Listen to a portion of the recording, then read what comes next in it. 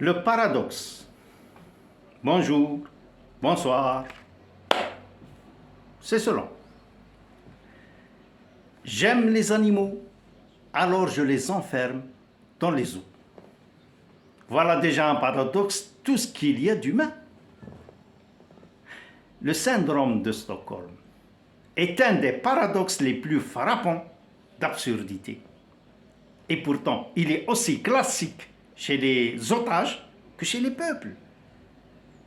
La plèbe, dans sa majorité, adore les tyrans et les despotes. De Jules César à Saddam, en passant par Staline, Hitler, Mao et j'en passe. Il y en a tellement qu'on ne sait plus qui est quoi.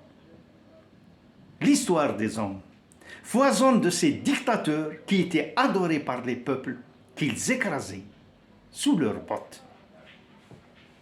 Le petit père des pauvres, pour Staline, qui provoqua la famine en Ukraine, qui tua plus de 7 millions de personnes, hommes, femmes et enfants. Le grand timonier, pour Mao, qui provoqua lui aussi la grande famine de Chine, qui se termina par la mort de plus de 16 millions de personnes, hommes, femmes et enfants. Il y a aussi le Duce pour Mussolini, le Führer pour Hitler, Sawateno pour Hirohito, l'empereur du Japon, El Godillo pour le général Franco, etc. Ces tyrans ont mené leurs pays respectifs à la ruine. Et les peuples les adorent. Va comprendre quelque chose. Le syndrome de Stockholm encore. Aimer son bourreau, tendre l'autre joue, comme disait le charpentier. Je vous donne un autre exemple. Un exemple de paradoxe beaucoup plus pointu et sournois. La société moderne s'est forgé un symbole de reconnaissance dont l'origine reste un paradoxe comique et complètement absurde. Avec, je vous dirais, une somme de mauvaise foi impossible à quantifier pour récompenser les fleurons de l'humanité à celui qui a consacré sa vie pour le bien-être de ses semblables. Nous avons le prix Nobel. Eh oui, le prix Nobel. Il y a celui des sciences, de la médecine, la physique, l'économie, la chimie, les lettres, etc. Sauf celui des mathématiques. Et ne me demandez pas pourquoi. Avec la réponse, vous risquez de cracher sur l'intelligence des hommes. Nous avons aussi le prix Nobel de la paix. Voilà où je voulais en venir. Vous savez, il ne viendra jamais à l'esprit des hommes de décerner le prix Da Vinci de la paix, Copernic, Ibn Sina, Mère Teresa, etc.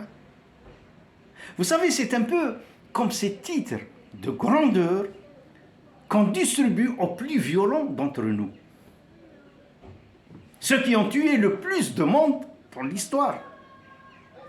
Alexandre le Grand, Cyrus le Grand, fondateur de l'Empire perse, Pierre le Grand, tsar de toutes les Russies, qui a torturé jusqu'à la mort son propre fils, l'héritier du trône. On ne dit jamais Galilée le Grand, Hippocrate le Grand, Socrate ou Pasteur le Grand. Cela sonne faux. Cela sonne faux.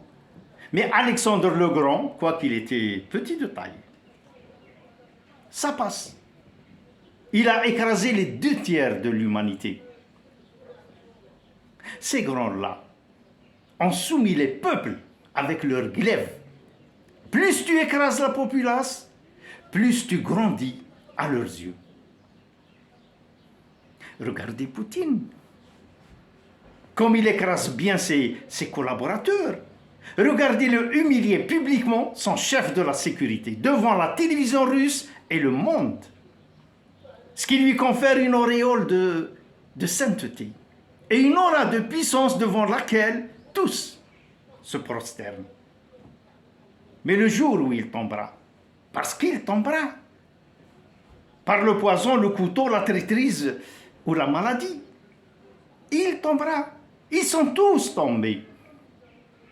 À ce moment-là, il y aura une multitude de poignards pour l'écorcher. C'est la loi du pouvoir. L'histoire des hommes est jalonnée par ces secrets d'alcôve et les assassinats de couloir. Revenons au prix Nobel. Alors dites-moi, qui c'est Alfred Nobel, ce saint homme, ce prophète du bien et de la concorde? Vous savez, c'est une aventure qui commença dans une petite cuisine et qui aboutira en fin de parcours à une centaine de sociétés à travers le monde contrôlées par ce Nobel, où se fabriquait, tenez-vous bien, de la dynamite. Eh oui, de la dynamite. Nobel était un fabricant d'explosifs. Lui, avant les autres, a trouvé le moyen de faire tuer les hommes par masse, d'un seul et unique coup. Le rêve de tous les hommes dès qu'ils ouvrent les yeux. Et pour cela, ils ont fait de lui un homme riche comme Crésus, un homme respectable et très respecté. Alfred Nobel a créé le procédé de la nitroglycérine, puis de la nitro. Il a créé la dynamite sous forme de bâtonnet. Quelques années plus tard, Nobel est devenu l'un des hommes les plus riches de la planète. N'oublions pas que son invention avait à 90% des applications militaires. Donc le produit Nobel était plus orienté vers la destruction de l'humanité que vers son épanouissement. Il existe bien sûr, de par le monde, des âmes charitables qui soutiennent que Nobel avait créé la dynamite pour aider les mineurs. D'autres vous diront que le savoir est un outil. Et comme tous les outils, son utilisation est entre les mains de l'utilisateur. En somme, le fusil est inoffensif. C'est celui qui le tient qui le rend si redoutable. Mais au fait, pourquoi Aslan l'avoir inventé? Là, je reviens au mentaliste, quand il disait une ribambelle de médecins qui prescrivent des produits qu'ils connaissent à peine pour guérir des maladies qu'ils connaissent encore moins sur des patients qu'ils ne connaissent même pas. Fin de citation. Par pitié, ne nous cachons pas derrière la phrase d'Einstein après le désastre d'Hiroshima et de Nagasaki. Quand il avait dit « Nous avons donné à l'homme un moyen d'évoluer et il en a fait une arme destructrice. » Mon ami, mon cher naïf, tu montres aux hommes comment faire la fission de l'atome. Et après, tu regrettes son prolongement, son aboutissement. C'est quoi ça? En 1936, les nazis étaient depuis 3 ans au pouvoir. Quand on a découvert une partie des documents inédits de Newton.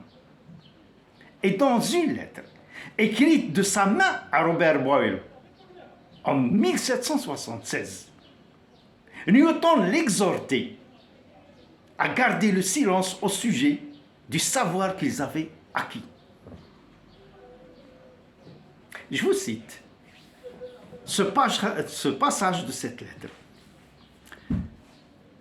Il ne saurait être communiqué sans un immense préjudice à l'humanité.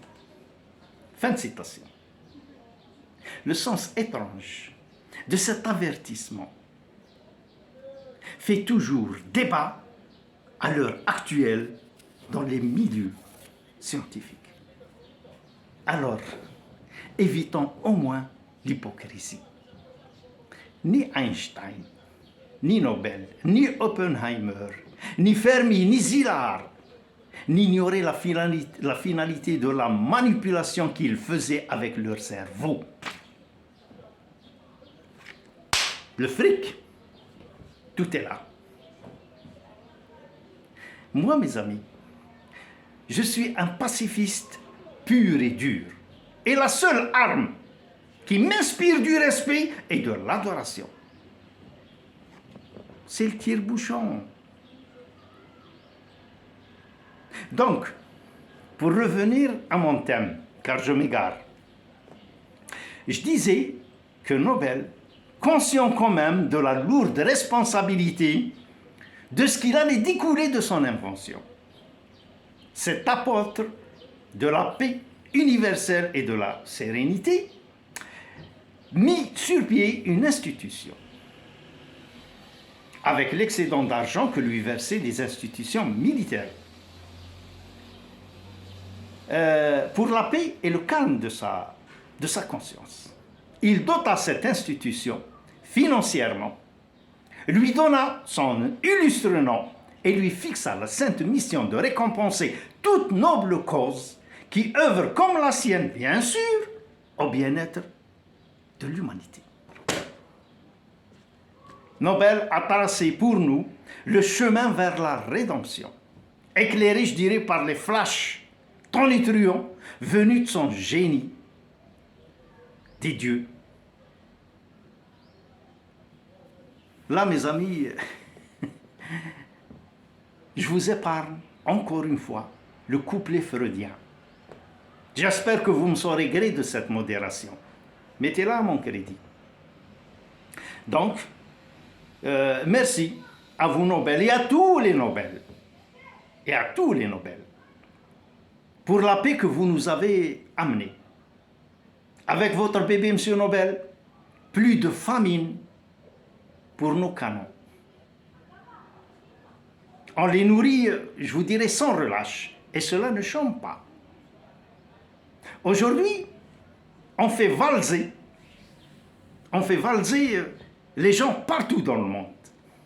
La joie éclate et fait boum, là où on l'attend le moins. Elle éclate et fait crac dans les souks populaires, dans les bus. Les gens n'arrêtent pas de voltiger. On se ceinture même avec votre génie. Et il amène les pauvres diables direct au paradis d'Allah, sans escale. On fabrique du bon gruyère, là où on veut. Et avec le génie de tes confrères, Fermi, Oppenheimer, Chadwick, Otto Hahn, etc., on arrive à faire pousser d'énormes champignons, partout, même dans les océans. La perspective, je te dirais qu'elle est infinie. Alors, au nom de toute l'humanité, merci. Et à mon nom, faites un like.